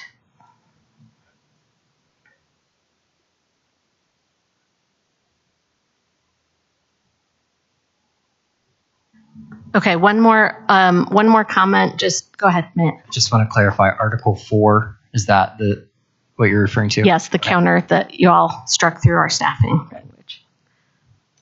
One more item. So in our first financial proposal, were you going to speak to the holiday? Oh, go ahead. I'm sorry, Darcy. That's okay. When we first brought it up, we talked about holidays not being included, and I see that you've done that in number 7. But also, Juneteenth is a federal holiday. Obviously, we don't get Juneteenth if we are not year-round. Admin does. But what was very important was Dr. Martin Luther King Jr., parapros and health aides do not get that.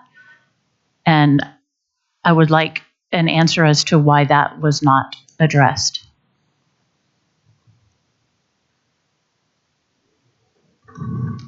We didn't discuss it at this time, but certainly if it's a counter proposal you want to put back on the table or put on the table, that's fine. It's not anything that was intentional.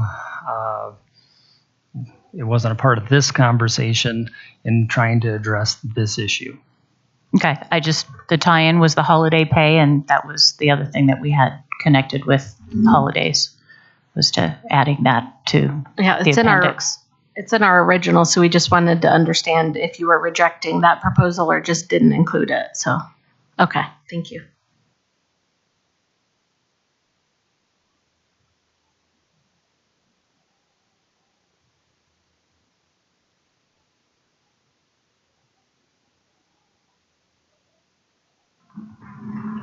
I do need some more clarification on the first paycheck. Let me get the wording so I say it properly. Partial paycheck when they start, available sooner than their first official paycheck as an option. Choosing this option means that their first and second paychecks will both be lower than a standard full month's paycheck. Are you saying then that the first paycheck is that partial paycheck? And the second paycheck then would be the remainder of the first full month? Or is that the first month's paycheck and the second month's paycheck are both lower than a standard full month's paycheck? So essentially it's partial first, okay, whatever that partial is, and what's remaining, okay, so what would then happen after that is the third check would then become that prorated amount for the duration of the year. So those partial amounts haven't been determined, whether that's based upon a percentage, etc. The idea is you can't take and create an additional pay unless you lower all of the pays. Okay. Is this for only people, sorry for interrupting, Phil, I'm very bad at that. Is this only for people who are prorated? So we're talking about the proration, okay, prorated employees, and being able to take their pay so that they get something sooner than having to wait for that 6-7 weeks, okay? So it is a partial payment of the first month and a half that they've worked with us. And then the idea is the proration stays with them for the rest of the year. So again, we would need to flesh that out. The proposal is we want to be able to do this, knowing that there's a need and there's a request. Do we need to put paper to pen? Yes. Do we need to hear input from you as to what that can look like? What we don't want to do is provide a full pay, the first paycheck, or anything near that, which then can't be recovered if an employee decides to go elsewhere sometime within the first month or month and a half that they're with us. So you can't front load their pay and then not have the employee around after a short period of time. So you have to have some safeguards built in to the process, but also honor the request, and that is help people out so that they can pay bills and they can get to that first full pay that comes later. And I was just asking if that was only for prorated employees, because not everybody's prorated or has the ability to choose. We can It's easiest with proration, but we can have conversation around those who aren't prorated and what that might mean. Thank you.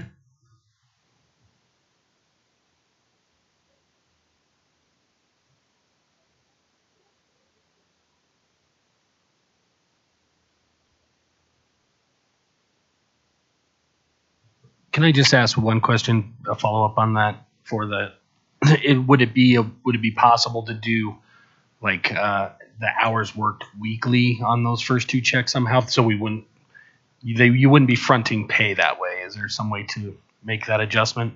Am I making sense how I'm saying that? So they would actually be being paid for the hours they have worked. So you wouldn't be in the hole if they did leave. Yeah, actual pay versus the pro. Yeah, that's certainly something we could consider and have conversation with the payroll department. Absolutely, and that's a great ask.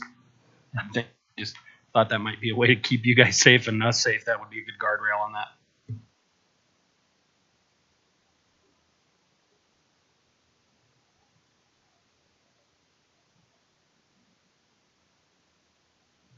So we have about 5 minutes remaining. Any additional questions or any time? Any additional thoughts with regards to? Do you want to take time to review Article 4 that we sent during the break, and then we'll come back next week? I know we have a full 8-hour bargaining session next Thursday, a week from Thursday. Have time to regroup and come back? Yes, we will be ready with a counter at that point, but we might need to ask some questions at the beginning of the session and caucus before we pass it. But I think we had some time to digest it just a bit. We'll review what you sent us. Okay. So as far as agenda setting for next time, I hear conversation around Article 4 counter. Article 6 from your side. Article 6 we can review, absolutely. And then we have mutual items on the grievance. Okay. And potentially, I can't remember what the other ones are, but we can figure out the mutual items. Okay. And figure out where we are on those. Okay, so we can solidify an agenda between now and then. Is that still an interest to figure out the grievance process? Yeah, absolutely. And I know we're having a parallel conversation with JCEA. And the idea around that is to continue to work to resolve issues before we have to climb the ladder of the grievance process, so that we are solving these issues sooner rather than later. But that's conceptually, that's our motivation. And I know that we've been working towards that end for a good part of this year, as we've been working on different grievances that either were held over from last year or some that have come up this year. We haven't been to arbitration yet this year. Where's the wood? Knock on the wood. Where is it? Plastic. Absolutely. No, and in all seriousness, in talking about the grievance article, we're not looking for any sort of a revolutionary change. What we want to do is just continue to work together to solve these issues that come up. And if there's a way we can codify that in some new language that's maybe a little bit innovative, but not too far off the mark, then certainly we'd love to be able to do that. But, we also know that right now it appears what we're working on and having our biweekly, and initially we started weekly grievance updates and grievance resolution conversations, that we've made a fair amount of headway just by sitting down and having the conversation with one another. So, we can create all kinds of semantics and language and whatever else, put it in language, but to actualize the work really involves the relationship and continuing to work closely with you and seeing if we can't solve these issues before they elevate to something that none of us like. So So I have Article 4, counter, Article 6, counter, and mutual item grievance. Okay. And we'll counter, we'll counter on financials as well. So it's our counter on 4, your counter on 6. Yep. Us on financials, mutual items, both of us, I guess. Unless you all want to take a stab at writing language for a mutual to bring it. yeah, we can bring conceptually what we're thinking, and have that to look at. And again, it's not going to be anything earth-shattering. We're not trying to, deconstruct the grievance process, anything of the kind. It's just what can we do to make it a little better and emphasize the importance of resolution rather than the conflict that sometimes goes along with it.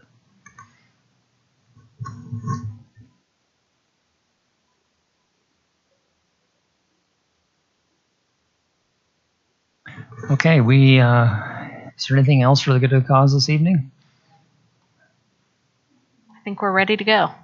Okay, I think the clock has struck 8 o'clock, and we are adjourned for the evening, and we'll see you a week from Thursday, the 27th of April at noon. Thank you very much.